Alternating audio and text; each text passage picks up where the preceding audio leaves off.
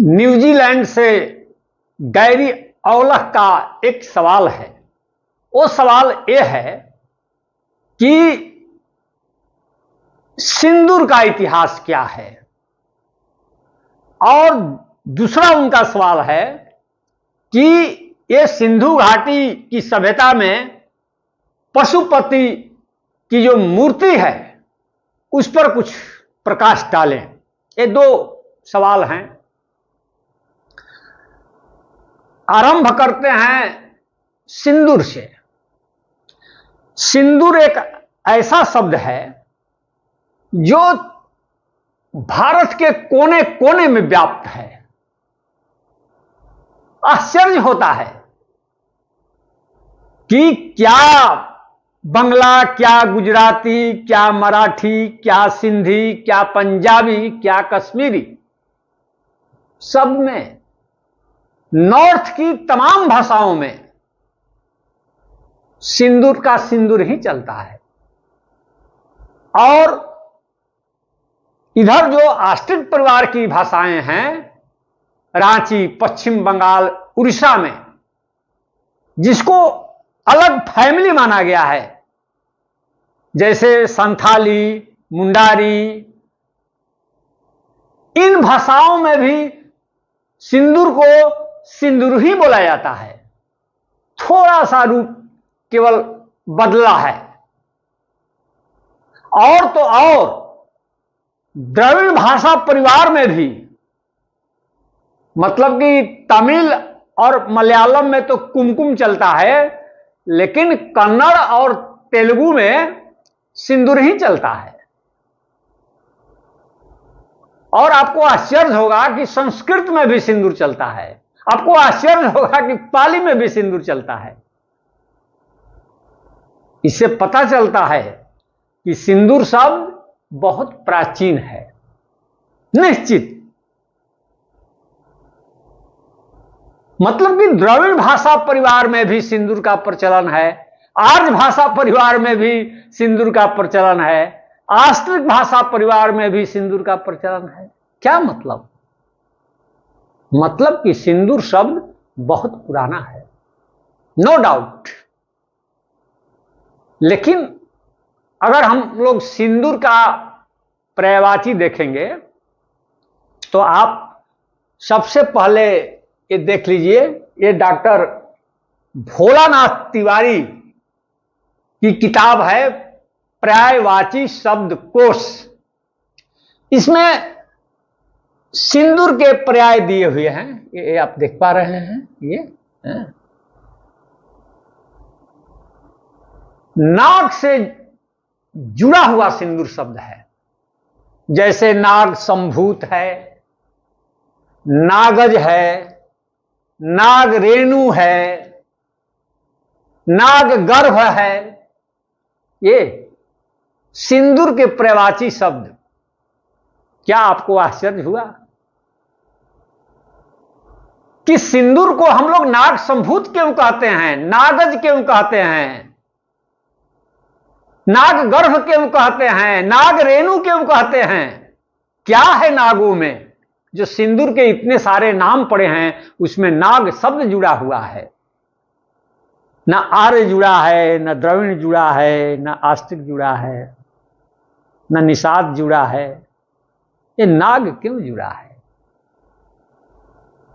यदि भारत में, विश्व की बात मैं नहीं करूंगा, यदि भारत में सिंदूर की खोज नागों ने न भी की होगी तो भी सिंदूर की प्रतिष्ठा देने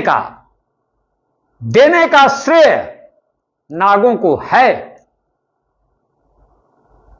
ये नाग संभूत का मतलब क्या कि सिंदूर को नागों ने उत्पन्न किया। संभूत माने उत्पन्न, सिंदूर को नागों ने उत्पन्न किया। दूसरा शब्द देख लीजिए, नागज, माने नागों ने जन्म दिया। किसको? सिंदूर को। इसलिए सिंदूर नागज है। तीसरा पर्यायवाची नाग गर्भ, मतलब कि नागों के गर्भ से पैदा हुआ है सिंदूर। और तो और इतना घुला मिला है नागों से सिंदूर कि इसको नाग रेणु कहा जाता है। रेणु माने धूल, चूर्ण, नागों का चूर्ण इतना प्रिय था कि इतने सारे नाम नागों पर पड़े हैं। आप नागों की भूमिका को नकार नहीं सकते हैं सिंदूर के डेवलपमेंट में, किसी भी हालत में नकारा नहीं जा सकता है। शब्दों का इतिहास और बहुत सारी चीजों का इतिहास बता देता है।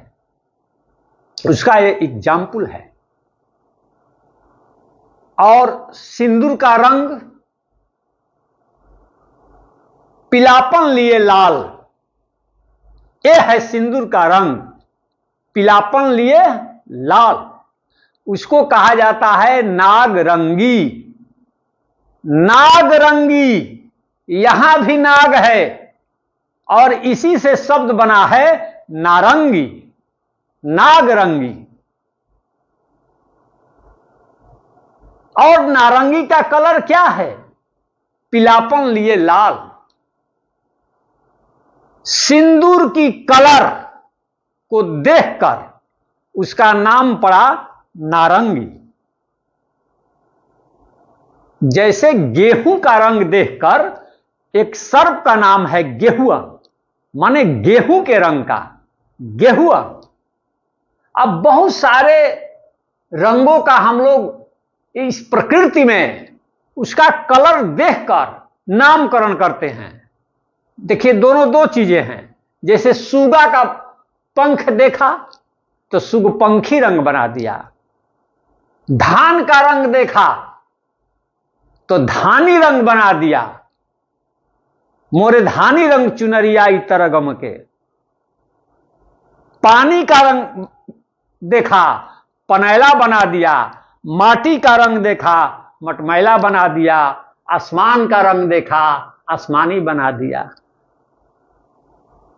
चीता को देखा तो चितकावर बना दिया। ये अलग चीज है। लेकिन नागरंगी, नारंगी, नागरंगी कलर का, सिंदूर के कलर का नारंगी, तो हिंदी में हम लोग क्या बोलते हैं? नारंगी। और यह नारंगी शब्द जब ईरान गया तो ईरान में इसको नारंग बोलते हैं। नारंग, नारंग माने नारंगी। और ईरानी भाषा में नारंगी को नारंग बोलते हैं, तो अरबी भाषा में नारंज बोलते हैं, नारंज। और स्पेनी भाषा में, स्पेन देश की भाषा स्पेनी में नारंजा, NARANJA, नारंजा। अब पुर्तगाली भाषा में लारंजा, LARANJ, लारंजा। तो जो स्पेनी भाषा में नारंजा है, उसी से इंग्लिश में ऑरेंज शब्द बना है। ऑरेंज, ऑरेंज माने नारंगी। देख लिए शब्दों की यात्रा। ये नागों के जो शब्द है, नागों का जो शब्द है, किस तरह इंग्लैंड पहुंचा है और वहां ऑरेंज हुआ है। यह सिंदूर है। अब मैं आपको जो दूसरा उनका सवाल है उसका मैं उत्तर देता हूं। ये जो आप देख रहे हैं, इसको सिंधु घाटी सभ्यता की यह चर्चित मूर्ति है। इसको पशुपति की मूर्ति बताई गई है, बहुत चर्चित है पशुपति की मूर्ति। लेकिन इतिहासकारों ने व्याख्या इसकी कैसे कर दी? दोनों तरफ आप देख रहे हैं, नीचे भी देख रहे हैं, बगल में भी देख रहे हैं, अगल बगल दोनों तरफ देख रहे हैं, पशु की मूर्तियां हैं। एनिमल्स की। तो लोगों ने मान लिया कि यह पशुपति हैं, पशुओं से घिरे हुए हैं, लेकिन सो बात नहीं है, सो बात नहीं है। और इसको शिव की मूर्ति मानी गई। तो शिव तो कभी पशुओं से घिरे नहीं रहा है। कृष्ण रहे गायों से घिरे, लेकिन शिव तो नहीं रहे। बसहा बैल पर भले ही चढ़ते हों, लेकिन पशुओं से तो घिरे नहीं रहे। मतलब कि कोई बात है, कोई बात है। पशु शब्द बना कैसे है? पास शब्द से। पास माने क्या होता है? नाग पास आप सुने हैं ना, बंधन। रामायण पढ़े होंगे तो नाग पास भी सुने होंगे। नाग पास, अंक पास सुने होंगे। पास माने बंधन। तो पास में जो बांधा जाए वह पशु है, और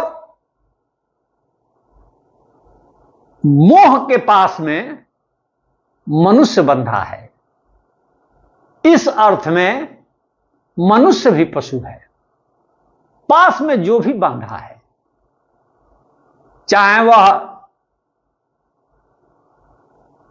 रस्सी से बंधा हो, चाहे मोह से बंधा हो। इसीलिए जो पशुपति हैं वो सभी जीवों के स्वामी हैं। इसकी व्याख्या इस तरह से होगी। और पशुपति का अर्थ जो एनिमल से हम लोग करते हैं, यह इसका मूल अर्थ नहीं है। आपने सुना, बहुत बहुत धन्यवाद। धन्यवाद।